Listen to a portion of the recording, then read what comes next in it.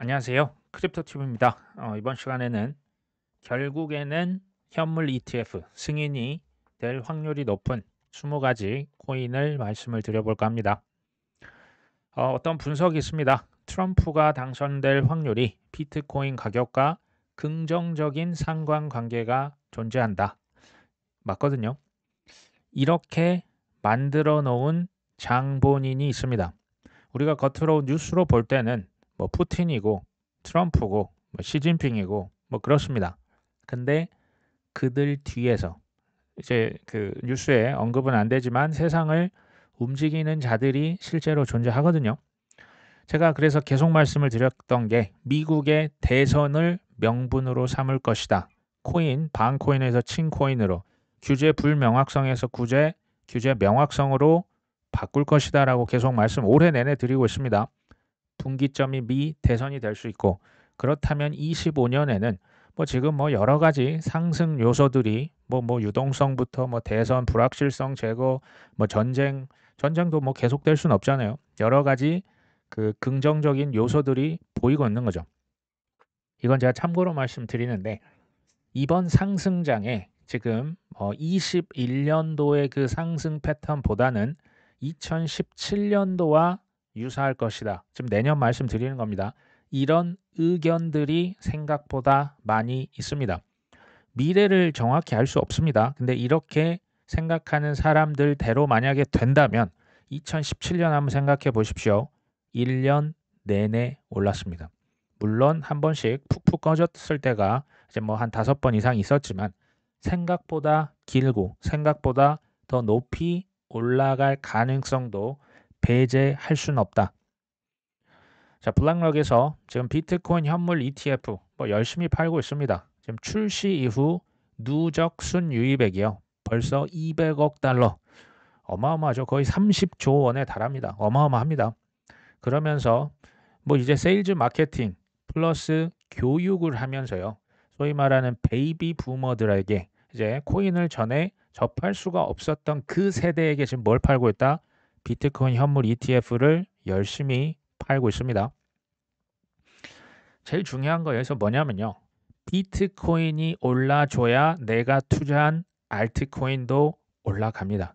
그리고 뭐 비트뿐만 아니고요. 실은 이더리움도 같이 올라줘야 됩니다. 지금 이더리움이 상당히 뭐 밑에서 놀고 있는 거죠. 결국에는 이더리움도 이전 최고점 아직 돌파 못했습니다. 이거를 돌파해 줘야 뭐 미들캡 혹은 스몰캡 크고 작은 코인들이 다 같이 순환매가 일어날 수 있다. 자, 중요한 건 비트코인이 아직 신고점 지금 이제 그 저번에 우리로 치면 1억 500만 원까지 갔다가 이제 밑에서 놀다가 이제 잠깐 머리를 내밀고 있는 거죠. 이더리움도 최고점 돌파를 아직 못했습니다. 미국 대선이 지난 이후 뭐 그 전일 수도 그 후일 수도 내년일 수도 있습니다. 근데 제가 베팅을 하는 것은 분명히 분위기를 급반전시킬 이런 그 소위 말하는 호재들을 터뜨릴 것으로 저는 내다보고 있습니다. 자, 아크 애널리스트 여기가 뭐 분석가가 얘기를 했습니다. 비트코인이 200일 이동 평균선 좀 넘어섰다. 단기 보유자들의 손익도 좀 넘어섰다. 지금 다 이익을 보고 있다. 그리고 이제 지난 3월부터 형성이 됐던 하락 채널을 상방 돌파했다. 그러니까 단기적으로 나쁘지 않다죠. 그리고 이제 그 비트코인 역시 유동성 홍수의 혜택을 보고 있다. 자, 유동성에 가장 민감한 자산이 바로 코인이잖아요. 뭐 코인, 그 다음에 주식, 그 다음 채권, 뭐 부동산은 물이 가장 나중에 들어가는 자산이라고 보시면 되겠죠. 좀 더 쉽게 말씀드리면 코인은요, 물 들어오면 가장 빨리 오르고요, 가장 높이 솟구쳐 올라가는 게 코인입니다. 반대로 말씀드리면 이제 물이 들어왔잖아요. 그때 조심하십시오. 그때 전 세계가 미쳐 있을 때 우리는 잘 빠져나와야겠죠. 반대로 말씀드리면 코인은 나중에 물 빠졌을 때 가장 빨리 폭락을 하고요. 가장 바닥까지 솟구쳐서 폭락할 자산이 뭡니까? 이게 코인입니다. 이거 이제 재밌는 기사입니다. 외신에서 블랙록이 비들 토큰 선물 담보 통합을 위해서 글로벌 거래소와 협의 중이다. 이거 되게 중요합니다.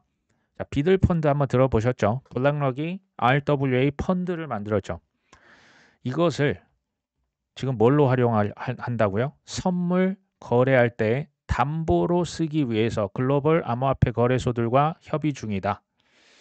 블랙록의 비들 펀드는 쉽게 그냥 미 국채를 판매하는 어떤 펀드죠. 그리고 이거 들고만 있으면 이자도 따박따박 챙겨줍니다. 굉장히 편하죠. 이것을 지금 뭘로 쓴다? 글로벌 담보로 쓰고자 합니다.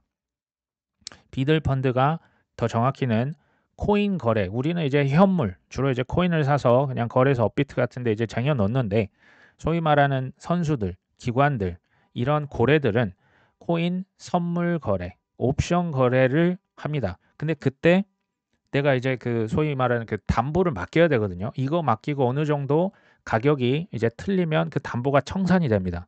그때 쓰는 담보로 지금 뭘 집어넣겠다? 비들 펀드 자체를 담보화시키겠다라는 얘기입니다. 이거 진짜 무서운 얘기입니다. 어떤 거래소와 협의 중이다? 뭐 미국의 코인베이스는 이제 미국 회사니까 이제 투자를 뭐 많이 해놨잖아요.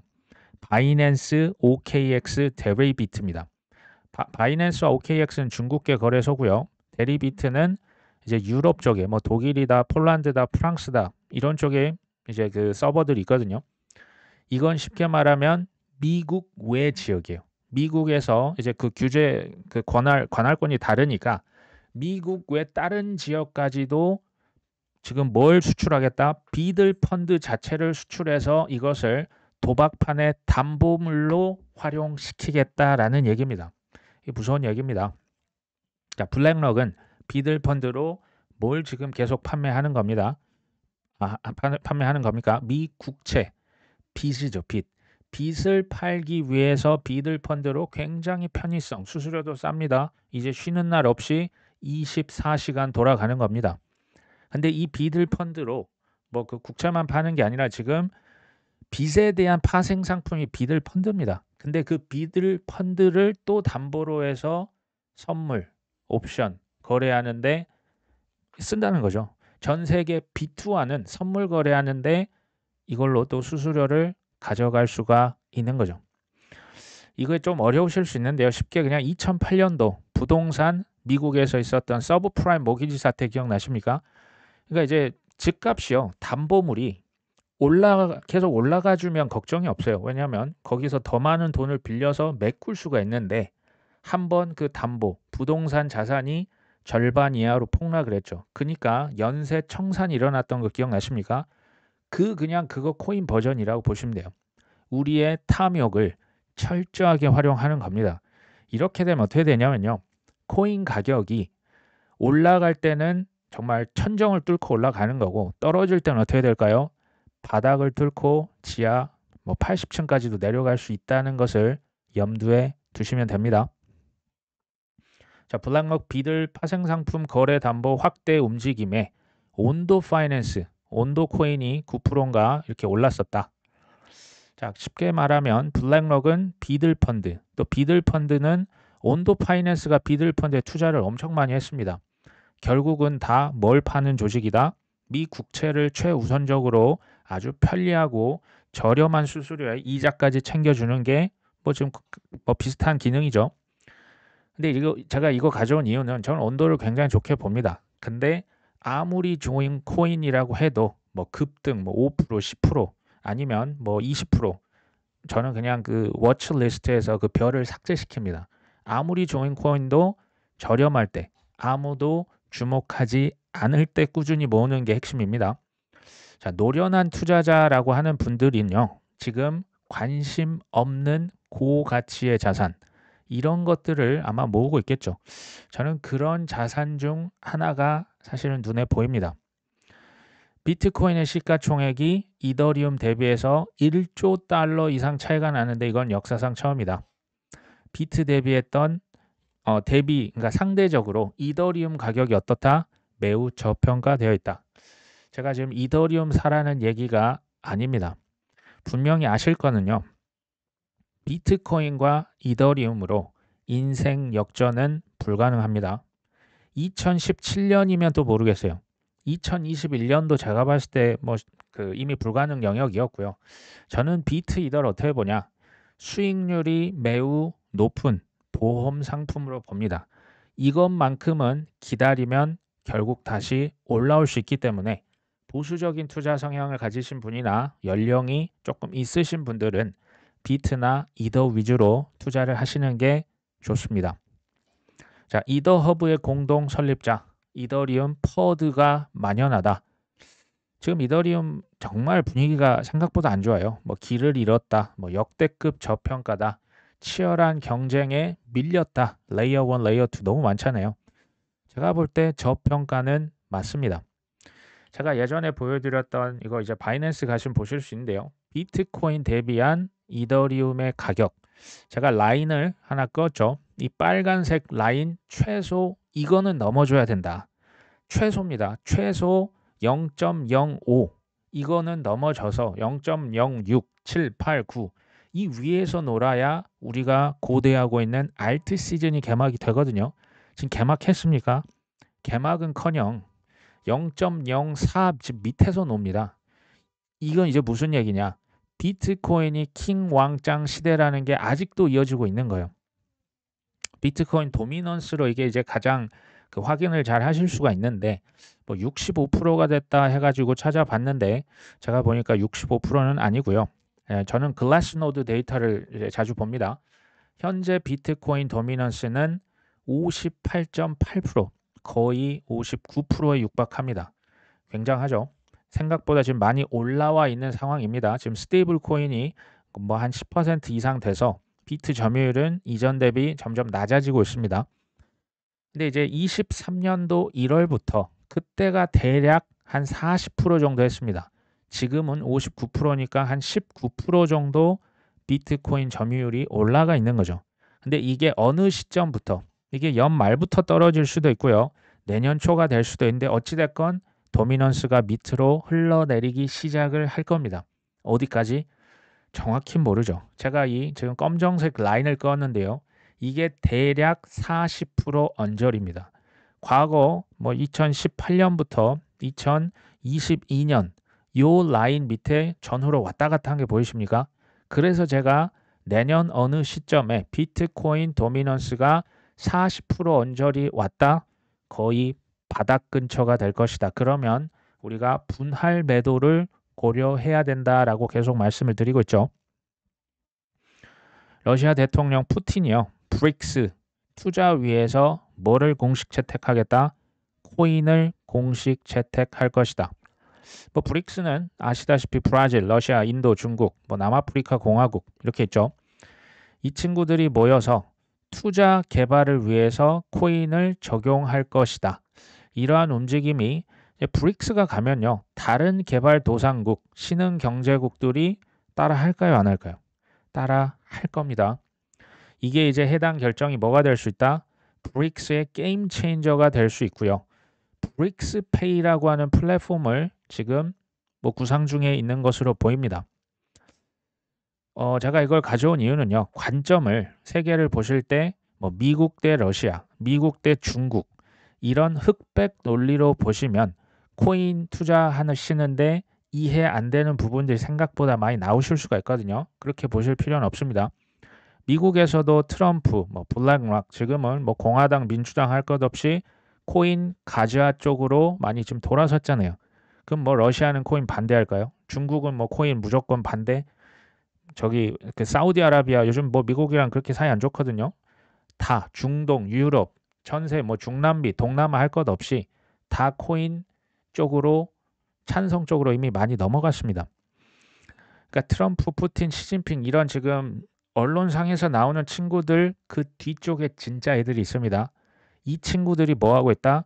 코인 인프라, 코인 뭐 ETF, 장악이요. 다 끝났습니다. 다 끝났다. 그러면 앞으로 미래 디지털 금융, 디지털 화폐의 시대의 트로이카, 삼국지는 뭐가 주도하냐? 코인이 있습니다. 스테이블 코인, CBDC. 이 세 개가 삼각 그 트로이카 시대를 열 겁니다. 디지털 금융의 시대, 화폐의 시대를 이 세 가지가 열 것이다. 이것을 막 음모론으로 보실 수도 있을 것 같은 생각이 들어요. 근데 그러면요. 예를 들면 이 지금 기사에 있는 몬테네그로의 헌법재판소에서 권도영의 범죄인 인도 집행을 정지시켰다. 이게 무슨 얘기입니까? 22년 5월 달에 테라 루나, 누가 봐도 얘입니다. 누가 봐도 권도영이잖아요. 사건의 용의자인데 아직도 지금 몇 년이 지났습니까? 이 친구를 어디에서 재판을 받게 할지 말지를 결정을 못했네요. 말이 됩니까? 말이 안 되는 상황이 홍수의 홍수를 뭐 리플 소송은 이해가 되십니까? 예전에 뭐 비트코인, 뭐 ETF, 뭐 오보, 뭐 XRP ETF, 블랙락 오보 이해 안 되는 게 너무 많아요. 저는 이게 의미하는 게 뭐냐? 그만큼 먹을 게 많으니까 속임수가 꼬이는 겁니다. 코인이 진짜 먹거리라는 증거가 아닐까요?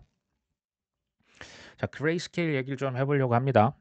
10월 16일자인데요. 여기에서 멀티 크립토 펀드를 ETF 전환 신청을 했습니다. 정확히는 디지털 라지캡 펀드라고 원래 있었던 그레이스케일의 투자 상품이었거든요. 이거는 그러니까 시총이 큰 5개의 코인에 투자를 이제 그 비트가 제일 많이 들어가 있고요. 그다음 이더리움, 그다음 솔라나, 리플, 아발란체 이 5개를 집어넣습니다. 물론 지금 비트 이더가 압도적이죠. 이것을 ETF로 전환해 주세요라고 SEC에 신청을 한 겁니다. 그러니까 SEC가 만에 하나 이것을 신청을 하면, 그러니까 승인을 하면 5개 코인이 다 ETF로 전환이 된다라는 얘기입니다. 혹시 예전에 기억나십니까? 신탁 상품, 그러니까 ETF 전환하기 전에 그 신탁 상품으로 먼저 팔려고 고려 중이다라면서 35가지의 코인을 공개를 했었죠. 기억나십니까? 뭐 에어로, 아카시 네트워크, 앱토스, 아리브, 이거 아비트럼, 코스모스, 셀로, 코어, 도지코인, 뭐 ENA, 팻 이거 이제 AI 코인이죠. 헬리움, 인터넷 컴퓨터, 이뮤터블 X, 인젝티브, 주피터, 캐스파, 멘틀, 레이어 2입니다. 메티스, 네온, OM, 온도, 옵티미즘, 펜들, 폴리곤, 뭐 피스 네트워크, 토르체인, 세이, 스타크넷, 셀레스티아, 텔레그램의 톤, 트론, 우마, 비체인, 월드코인. 이 친구들을 신탁 상품, 펀드 만들어서 팔 수 있게 지금 고려 중이다. 그리고 10월 19일자로 또 하나를 이제 발표를 했는데 뭐냐? 아까 고려 중이라면 이 코인들은 이미 신탁 상품 판매를 하고 있는 코인 20가지입니다. 첫 번째는 에이브, 이 디파이 쪽에 좋은 코인입니다. 아발란체, 비트코인 캐시, BAT, 그래프, 비텐서 타워, 이거 AI로 분류됩니다. 체인링크, 디센트럴랜드, 파일코인, 라이트코인, 메이커, 라이브피어, 니어 프로토콜, 솔라나, 렌더, 스택스, 스텔라 루멘, 스위, XRP, 지캐시죠. 그레이스케일의 무서운 점이 한 가지 있어요. 뭐 지금은 약간 이빨 빠진 호랑이처럼 계속 뭐 이더리움, 비트코인, 뭐 블랙락한테 뺏기고 있잖아요. 그럼에도 얘네를 무시하면 안 되는 점은 이미 SEC를 상대로 승소한 적이 있잖아요. 그레이스케일 때문에 비트코인 현물 ETF 승인된 것을 잊으시면 안 됩니다. 무슨 얘기냐면 결국에 이 코인들이 현물 ETF로 전환 신청하겠습니까? 안 하겠습니까? 신청하겠죠. 그러면 지금 이 20종의 코인들이 이번에 승인될까요? 어려울 수 있다고 봅니다. 왜 그럴까요?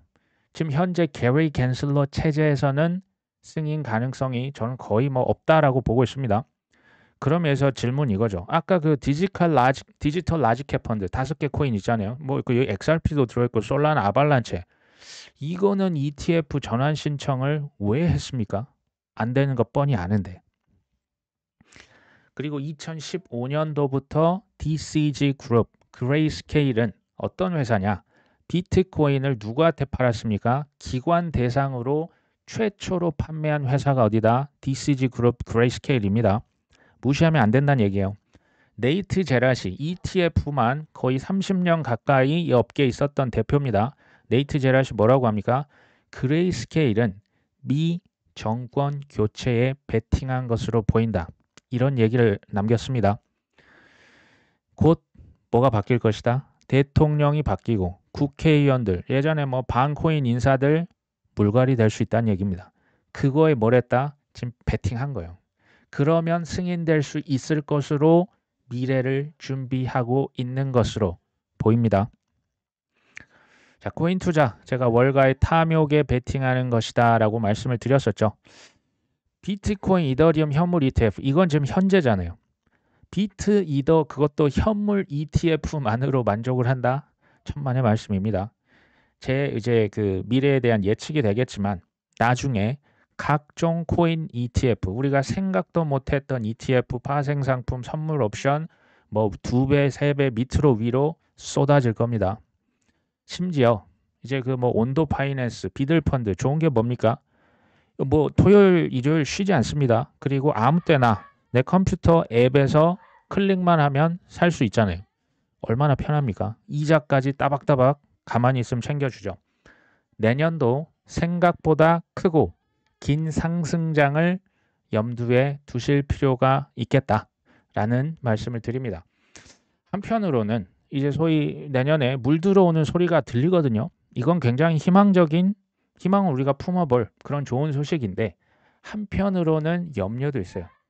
또 B2, 또 영끌, 또 마이너스 98%가 발생을 하지 않을까라는 염려도 듭니다. 하락과 조정 시에 꾸준한 분할 매수, 그리고 폭등을 하게 되면 꾸준히 분할 매도를 하셔야 되는 것은 사실 변함이 없는 원칙이지 않을까 하는 생각을 해봅니다. 모든 우리 구독자분들 이번 주도 활기찬 한 주 되시길 응원하면서 오늘까지 여기까지 방송합니다. 끝까지 오늘도 시청해 주셔서 감사합니다.